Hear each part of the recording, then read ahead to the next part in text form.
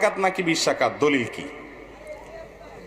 আমরা বাঙালিরা আর কিছু না পারি মাশাআল্লাহ, বেজাল্লা মাসালার ব্যাপারে মাশাআল্লাহ উস্তাদ।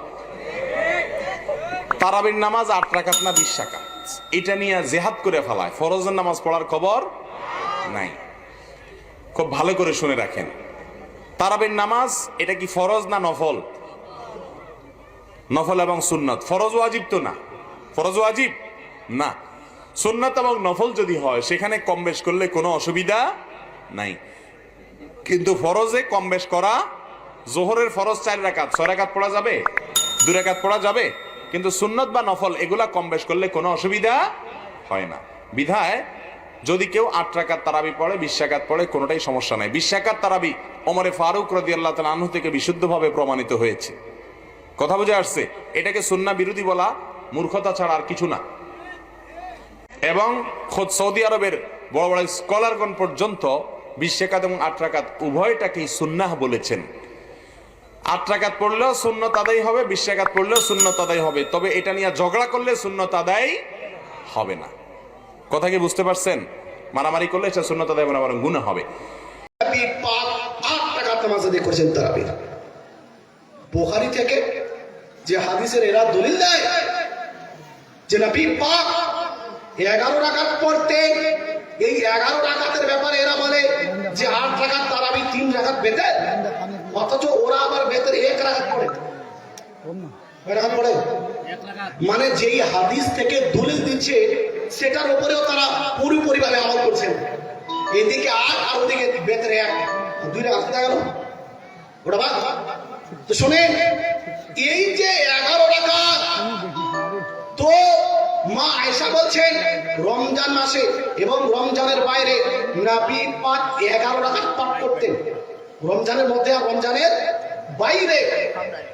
তো তারাবি কি আপনারা রমজানের বাইরেও পাঠ করেন? আজকে তারাবি কে কে পড়ে এসেছেন?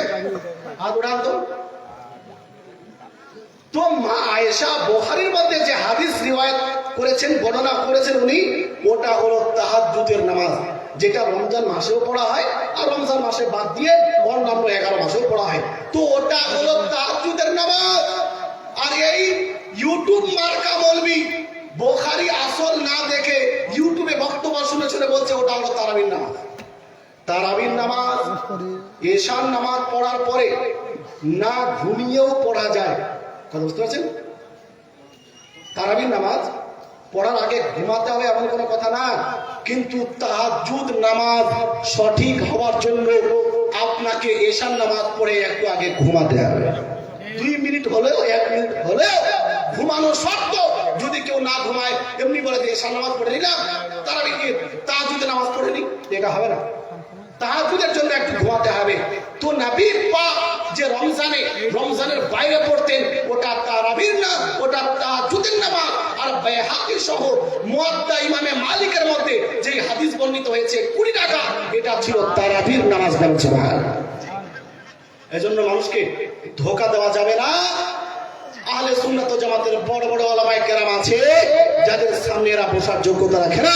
গত বছর আমরা চ্যালেঞ্জ করেছিলাম ব্রাদার রাহুলকে, যদি দম থাকে তো বসো পশ্চিমবঙ্গের যে কোনো জায়গাতে, কিন্তু ওই চ্যালেঞ্জ অ্যাকসেপ্টই করে না। ঠিক না, বসবো না। যে নিজে কোরআন বই বিশুদ্ধভাবে পড়তে পারে না, বুখারী মূল বুখারী যেখানে আকার একার ওকার কিছু নেই, জাবারদের পেশ কিছু নেই, ওই বুখারী যদি ওর সামনে রেখে দেন যে হ্যাঁ শেখ আপনি তো বিশাল পপুলার, এক লাইন, এক আপনাকে পারা বলতে বলছি না, 1 লাইন বুখারী, 1 লাইন বুখারী যদি রাহুল পড়ে দেয় তাকে 1 লক্ষ টাকা পুরস্কার দেওয়া। ওই 1 লাইন বুখারী যেটা আরবি ভাষায় লেখা, অনুবাদ না, মূল আরবি পড়ার ওর মধ্যে যোগ্যতা নেই। যে ব্যক্তি ইংলিশ জানে না, ইংলিশ রিডিং ভালো করে পড়তে পারে না, ওই নিজেকে বলছে আমি বিশাল বড় ইঞ্জিনিয়ার, আমি বিশাল বড় গবেষক, বিশাল বড় সায়েন্টিস্ট। গবেষণা করার জন্য ইংলিশ ভাষার অভিজ্ঞতা থাকার দরকার আছে না? নাই? আছে। ইঞ্জিনিয়ার হওয়ার জন্য, বড় কোনো বিজ্ঞ বিজ্ঞানী হওয়ার জন্য ইংলিশ ভাষা যদি তার জানা না থাকে মুশকিল আছে। এরা আরবি জানে না, আরবি পড়তে জানে না, অনুবাদ পড়ে পড়ে বলছে হ্যাঁ এটা জায়েজ ওটা না জায়েজ। এই যোগ্যতা 15 বছর মাদ্রাসাটা পড়তে হয় প্রায়, তার মুফতি হয়, আর এরা 1 জিবি নেট ডাউনলোড করে ফেসবুকে গিয়ে, ইউটিউবে গিয়ে, গুগলে গিয়ে সার্চ মারে আর নিজেকে মুফতি মনে করে। এত সহজ করে দিয়েছে মুফতি। আপনাদের একটা কথা বলে রাখি, আহলে হাদিসদের যত বক্তা ইউটিউবে আছে, এদের মধ্যে 90% মৌলবীর অবস্থা হলো এই কোরআন জাবারদের বাদ দিয়ে, হাদিস জাবারদের বাদ দিয়ে 1 লাইন পড়ার মতো দক্ষতা এদের মধ্যে নেই। এদের মধ্যে ওরাই হলো বড় বক্তা, যে পীরের বিরুদ্ধে বলতে পারে, মাজারের বিরুদ্ধে বলতে পারে, উরুসের বিরুদ্ধে বলতে পারে, কবরের পরে দাফন আপনার দোয়া করা যাবে কিনা এর বিরুদ্ধে বলতে পারে, যত কুফর, যত শিরিক, যত সুন্নিদেরকে গালি দিতে পারে, ওই হলো এদের সবচেয়ে বড় মাওলানা, বড় বক্তা।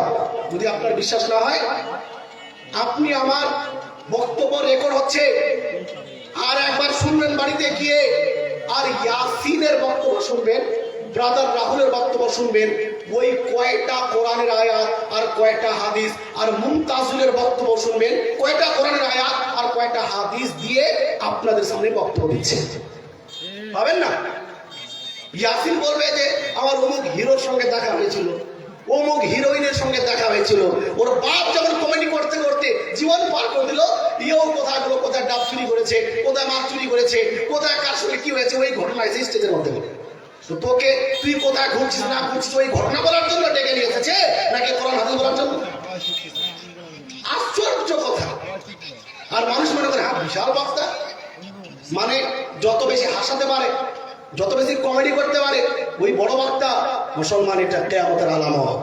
যে ওয়ারিসে নবী হবে, নবীর ওয়ারিস হবে, যে আলিম হবে, ওর কাজ হবে কোরআন হাদিস নিয়ে আলোচনা করা, কমেডি করা না।